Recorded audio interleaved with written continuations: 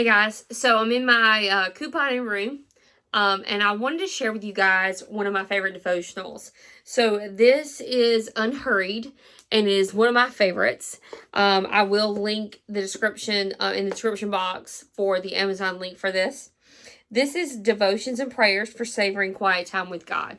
And I generally will read these in the morning time when I'm drinking coffee, that sort of thing. But I just wanted to every day start reading this with you guys on the end of the videos. So I thought this would be nice if we could share with each other. So this is my favorite one. I'm starting with my favorite one today, and this one's called Prince of Peace. So the verse reads, "These things I've spoken unto you, that in my might have peace. In the world ye shall have tribulation, but be of good cheer, and have overcome the world." John 16:33. And so what that tells me is, even though we have a lot of things that we need to work on, we're going to have peace. And we're going to have problems, but we will have peace in the end as long as we obey his word. So the reading says, "Have you ever engaged in a little dumpster diving on trash day? Come on, admit it.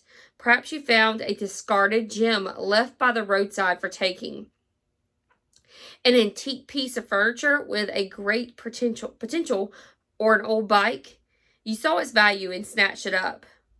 Peace of mind, although it holds incomparable worth, no currency can purchase it. We amass fortunes, yet our bodies are bankrupted by incurable diseases. Our minds impoverished by anxiety. Like an original Da Vinci orphaned on the garbage day curb, the sacred ground of our inner being is often left unprotected, unguarded, and vulnerable. Our fragile state of mind is staffed by the enemy fire of outside circumstances, where our own Judas thoughts engage in a demoralizing saturation, bombing of negative self-talk." So we have all these wonderful things. We have all this peace, but a lot of times we ruin it for ourselves.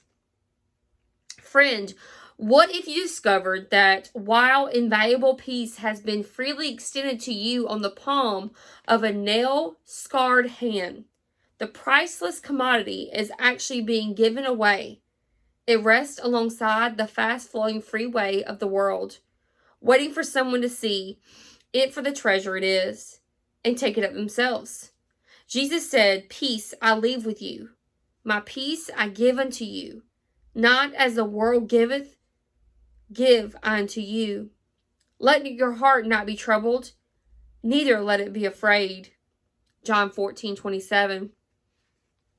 But how can this promise of untroubled tranquility of the mind possibly be fulfilled in such an evil and uncertain world? To find the answer, you have to look beyond the speck of time. You have to cast your vision into eternity. Our state of peace springs from the fountain of God's mercy. It flows from our reconciliation with God through Christ's death. He took our whipping on his own back, and God's justice no longer condemns us to death. Jesus restored our relationship with the living God. Our eternal soul is saved. And this abbreviated life is but a prologue to eternity, to our real life, forever with him. When we gain heavenly foresight, the centennial of God's peace is set over us. The peace of God, which passeth all understanding, shall keep your hearts and minds through Christ Jesus. Philippians 4:7.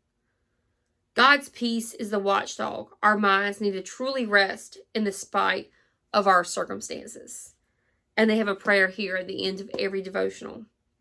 Heavenly Father, set your peace as a guard at the perimeter of my mind and my heart.